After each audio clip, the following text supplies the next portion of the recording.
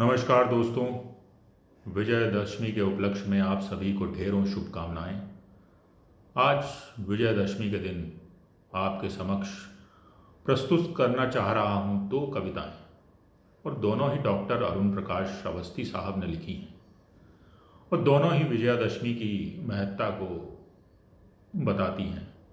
जहां एक और पहली कविता में विजयादशमी का महत्व और उसका महिमा मंडल है, वहीं दूसरी कविता शायद आज के समाज पर एक कटाक्ष और कहीं एक सच्चाई भी है। इसी दिन राम ने 10 शीश रावण को संहारा था। इसी दिन राम ने आतंक से भू को उभारा था। अंधेरे की मिटी सत्ता, उजाला मुस्कुराया था। धनुषता पर मनुष्यता का विजय ध्वज फरफराया था। अवधपति राम की जय का बजा था लोक में डंका। दही मीनार शोषण की मिली थी धूल में लंका। धरा की सभ्यता में एक नूतन मोड़ आया था कि जनता की पुकारों पर जनार्दन दौड़ आया था। अभी तक लोक में दुर्धर्ष रावण की रही सत्ता, बिना जिसके इशारे के ना हिलता एक था पत्ता। जहां में थी ना हरियाली, तबाही ही तबाही थी, मगर यह जुर्म कहने की जमाने में मनाही थी। धरा ही क्या, गगन पाताल उससे थरथराते थे। वरुण रवि इंद्र शशि यम तक पगों में सिर झुकाते थे। ना उसकी कोई तुलना थी, ना उसकी कोई सानी थी। स्वयं लंकाधिपति के साथ जब दुर्गा भवानी थी। जिधर संकल्प रहता है उधर ही शक्ति रहती है।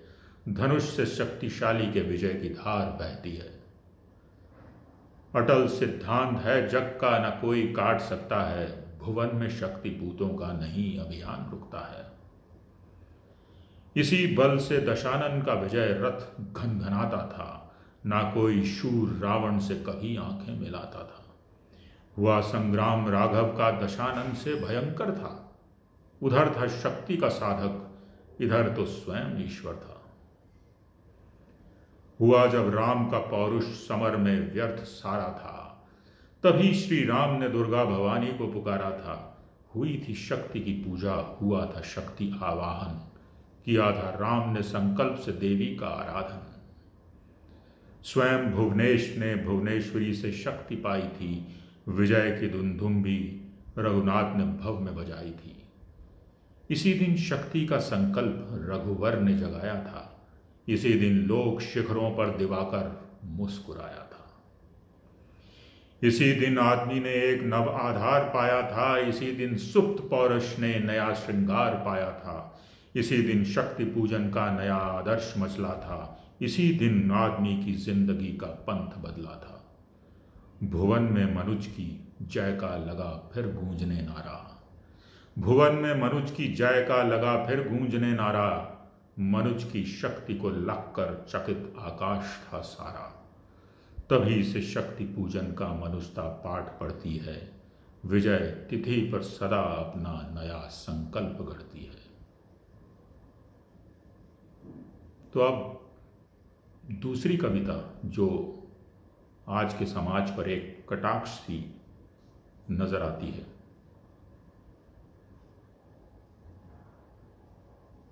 राम और रावण। इस बार रामलीला में राम को देखकर विशाल पुतले को रावण थोड़ा डोला, फिर गरज कर राम से बोला, ठहरो, बड़ी वीरता दिखाते हो। हर साल अपनी कमान ताने चले आते हो, शर्म नहीं आती? कागज के पुतले पर तीर चलाते हो।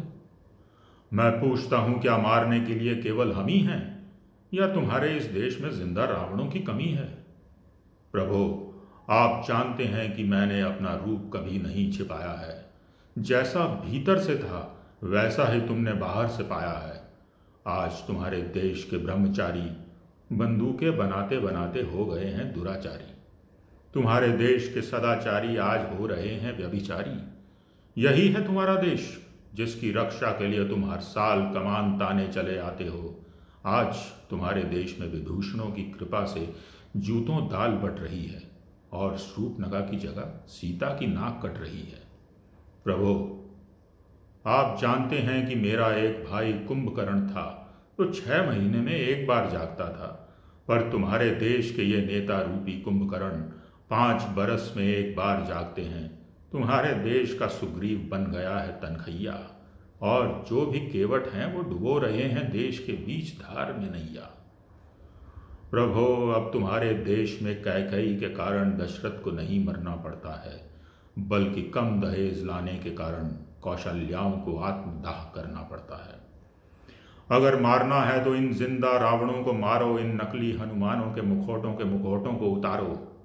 नाहक मेरे कागजी पुतले पर तीर चलाते हो, हर साल अपनी कमान ताने चले आते हो। मैं पूछता हूं, क्या मारने के लिए केवल हम ही हैं, या तुम्हारे इस देश में जिंदा रावणों की कमी है?